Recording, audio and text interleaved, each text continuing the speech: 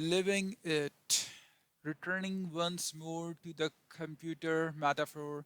If habit one say you are the programmer, and habit two say write the program, and then habit three say run the program, live the program, and living it as a primarily a function of our independent will, our self-discipline, our integrity and commitment, and not to short-term goals and schedules or to the impulse of the movement, but to correct principles and our own deepest values, which give meaning and the context to our goals, our schedule, and our life.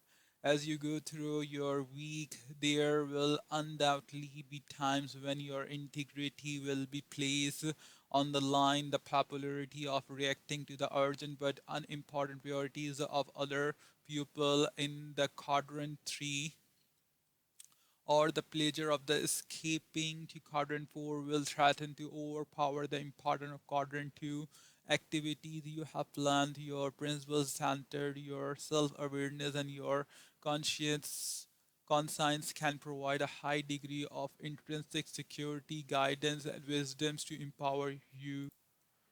Use your independent will and maintain integrity to the truly important, but because you aren't omniscient, you can't always know in advance what is truly important. As careful as you organize the week, these will be times when, as a principle centered person, you will need to subordinate your schedule to a higher value because you are principle centered. You can do that with an inner sense of peace.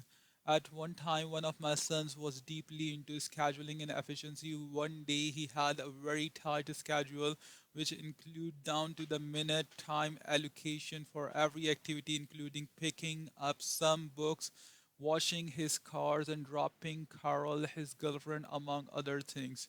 Everything went according to the schedule until it came to Carol. They had been dating for a long period of time, and he had finally come to the conclusion that a continued relationship would not work out.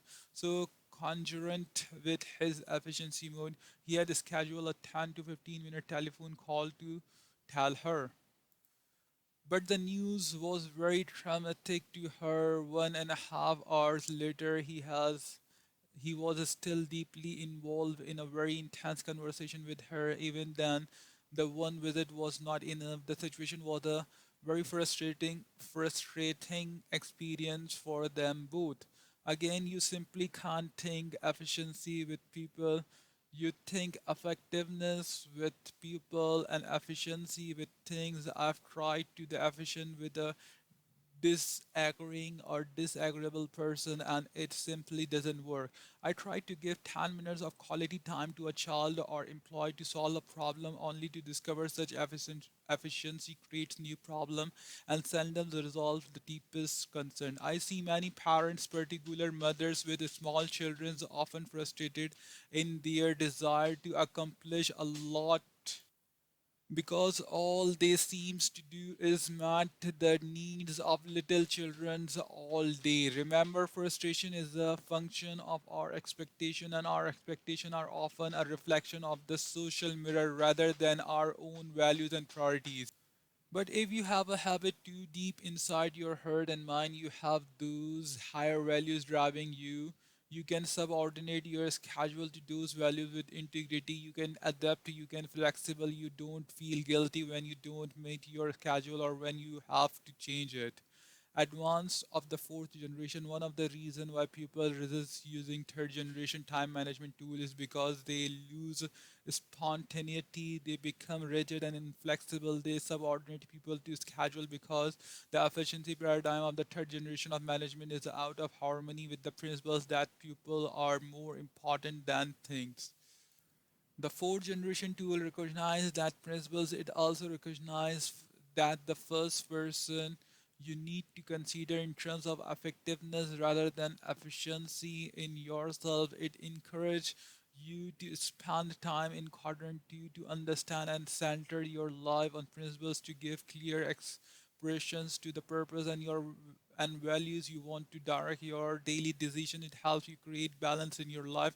It helps you raise above the limitation of daily planning and organize the schedule in the context of the week, and when a higher value conflict with what you have planned, it empowers you to use self-awareness and your conscience to maintain integrity to the principles and purpose you have determined are most important. Instead of using a roadmap, you are using a compass. The fourth generation of self-management is more advanced than the third in five important ways. First, its principle center more than giving lip service to quadrant two. It creates a central paradigm that empowers you to see your time in the context of what is really important and effective. Second is conscience directed. It gives you the opportunity to organize your life to the best of your ability to in harmony with your deepest value, but it also gives you the freedom of peacefully subordinate your schedule to higher values. Third, it defines your unique missions, including values and long term goals. This gives direction and purpose to the way you spend each day. Fourth, it helps you balance your life by identifying rules and by setting goals and scheduling activities in each key role every week.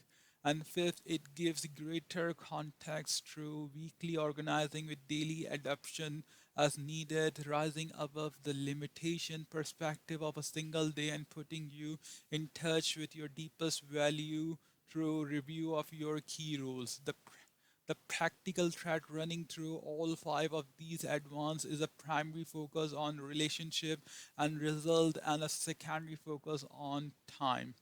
Delegation, increasing P and PC. We accomplish all that we do through delegation, either to time or to the other pupil. If we delegate to time, we think efficiency. If we delegate to other people, we think effectiveness. Many people refuse to delegate to other people because they feel it takes too much time and effort and they could do the job better themselves, but effectively delegating to others is perhaps the single most powerful high leverage activity there is. Transferring responsibility to other skills and train people enables you to give your energies to other higher leverage activities. Delegation means growth both for individual and for organization. The late J.C. Penney was quoted as saying that the wisest decision he ever made was to let go after realizing that he couldn't do it all by himself any longer. That decision made long ago enables the development and growth of hundreds of stores and thousands of people. Because delegation involves other people, it is a public victory and could well be included in habit 4, but because we are focusing here on principles of personal management and the ability to delegate to others in the main difference between the role of manager and independent producer, I am approaching delegation from the standpoint of your personal managerial skills. A producer does whatever is necessary to accomplish desired results to get the golden egg. A parent who's washed the dishes, an architect who draws an blueprint, or a secretary who types correspondence is a producer. But when a person set up and works with and through people and systems to produce golden eggs, that person becomes a manager in the interdependent sense. A parent who delegates washing the dishes to a child is a manager. An architect who has a team of others, architect is a manager. A secretary who supervises other secretaries and other personnel is an office manager. A producer can invest 1 hour of effort and produce 1 unit of result, assuming no loss of efficiency. A manager, on the other hand, can invest 1 hour of effort and produce 10 or 15 or 100 units through effective delegation. Management is essentially moving the fulcrum over, and the key to effective management is delegation. Go for delegation. There are basically two kinds of delegation: go for delegation and stewardship delegation. Go for delegation means go for this, go for that, do this, do that, and tell me when it's done. Most people who are producer have a go for delegation paradigms. Remember the Machete builder. in the jungle. They are the producer. They roll up their sleeves and get the job done. If they are given a position of supervision or management, they still think like producer. They don't know how to set up a full delegation so that the another person is committed to achieve results. Because they are focused on methods, they become responsible for the result. I was involved in a gopher delegation once when our family went water skiing. My son, who is an excellent skier, was in the water being pulled, and I was driving the boat. I handed the camera to Sandra and asked her to take some pictures. At first, I told her to be selective in her picture taking because we didn't have much film left. Then I realized she was unfamiliar with the camera, so I became a little more specific. I told her to be sure to wait until the sun was ahead of the boat and until our son was jumping the wake or making a turn and touching his elbow. But the more I thought about our limited footage and her inexperience with the camera, the more concerned I became. I finally said, "Look, Sandra, just push the button when I tell you, okay?" And I spent the next few minutes yelling, take it, and don't take it. Don't take it. I was afraid that if I didn't direct her every move, every second, it wouldn't be done right. That was true Gooper delegation one-on-one supervision of methods. Many people constantly delegate that way, but how much does it really accomplish, and how many people is it possible to supervise or manage when you have to be involved in every move they make? There's much better way, a more effective way to delegate to other people, and it's based on paradigms of appreciation of the self-awareness, the imagination, the conscience, the free will of other people. Stewardship delegation. Stewardship delegation is focus on results instead of method. It gives people a choice of method and makes them responsible for result. It takes more time in the beginning, but it's time well invested. You can move the fulcrum over. You can increase your leverage through stewardship delegation. Stewardship delegation involves clear, upfront, mutual understanding and commitment regarding expectation in five areas. Desired result: create a clear mutual understanding of what needs to be accomplished, focusing on what, not now, result, not methods. Spend time, be patient, visualize the desired result, having the person see it, describe it, make out a quality statement of what the results will look like and by when they will be accomplished.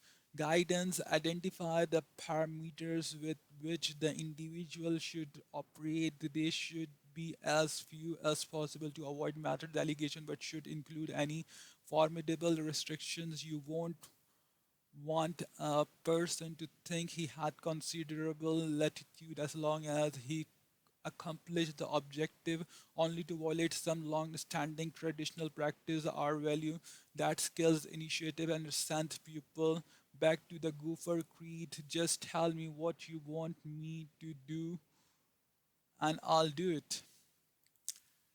If you know the failure part of the job, identify them, be honest and open, tell a person where the quick stand is and where the wild animal are. You don't want to have the reinvent the wheel every day.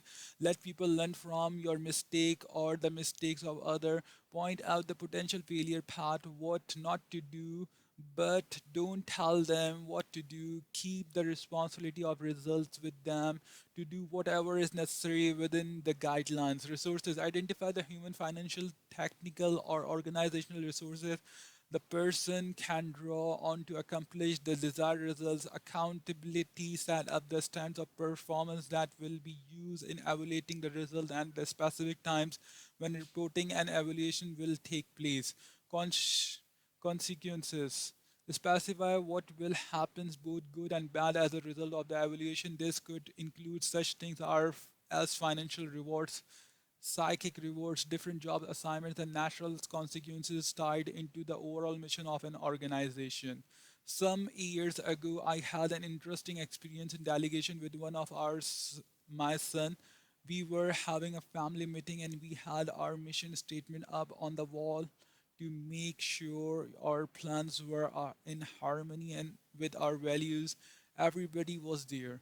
I set up a big blackboard and we wrote down our goals, the key things we wanted to do, and the jobs that flowed out of those goals.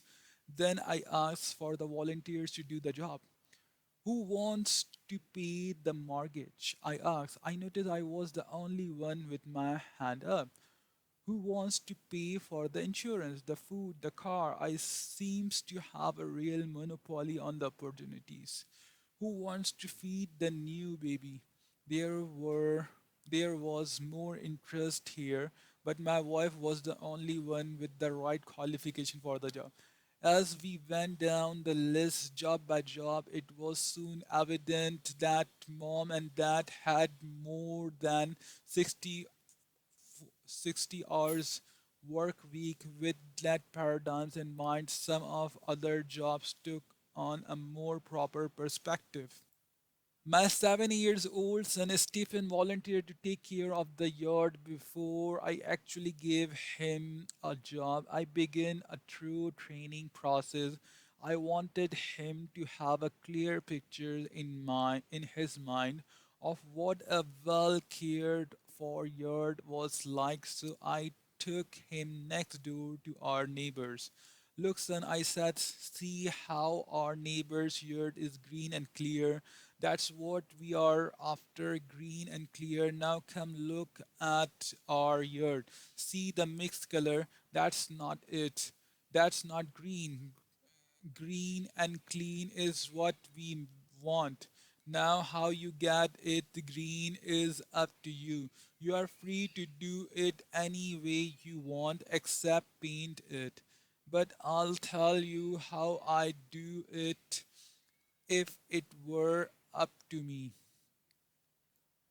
How would you do it, Dad?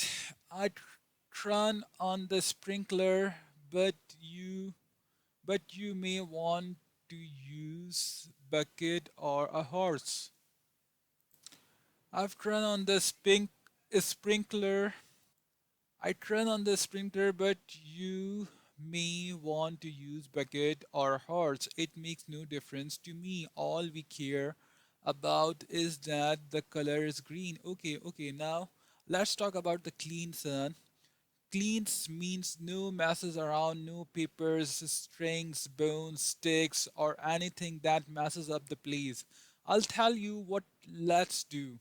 Let's just clean up half of the yard right now. Look at the difference. So we got out two paper sack and prick up one side of the yard. Now look at this side.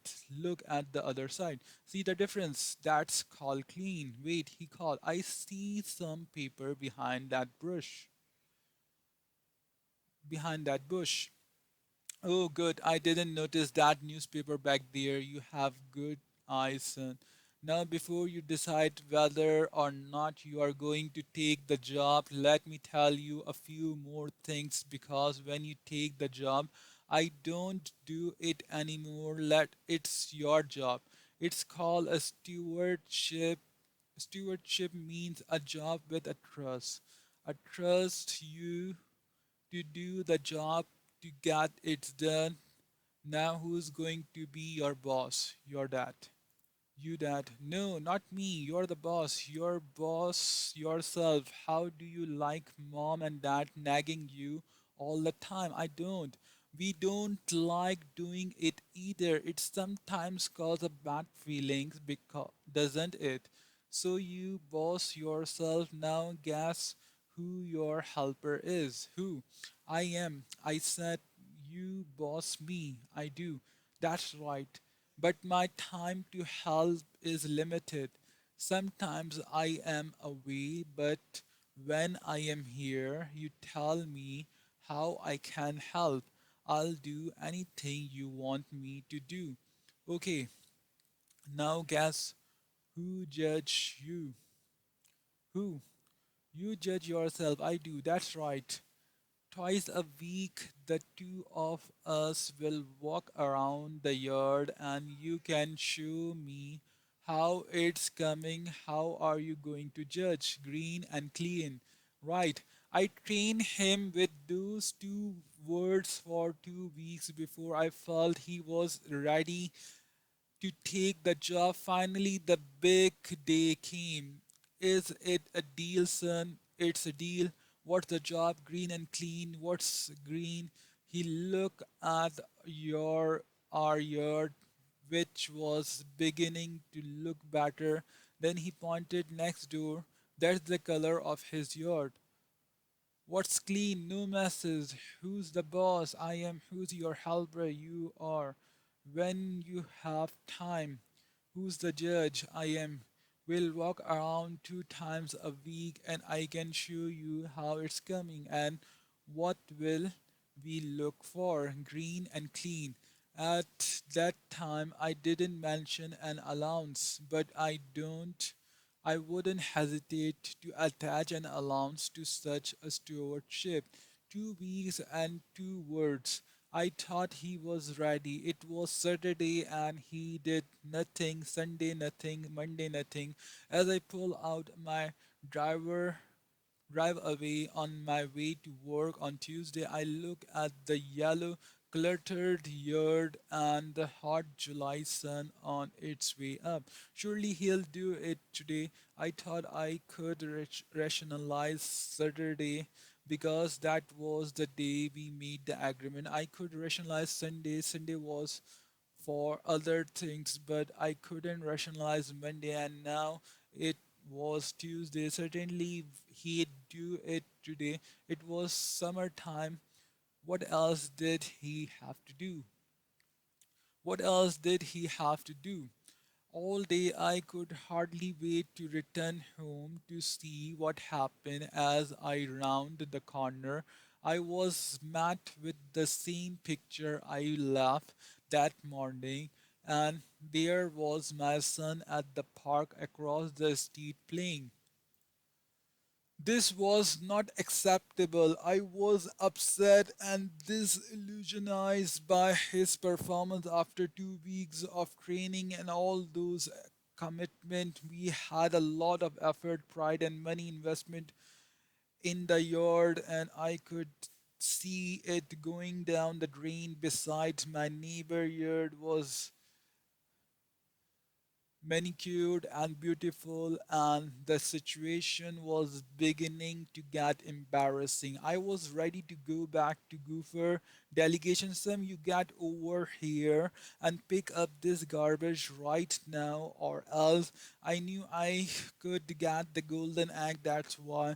But what about the goose? What would happen to his internal commitment? So I fake a smile and yelled across the street, his son, how it's going?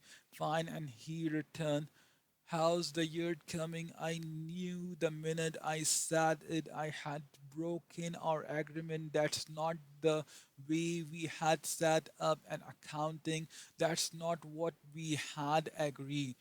How's the year coming? I knew the minute I said it, I had broken our agreement. That's not the way we had set up an accounting. That's not what we had agreed.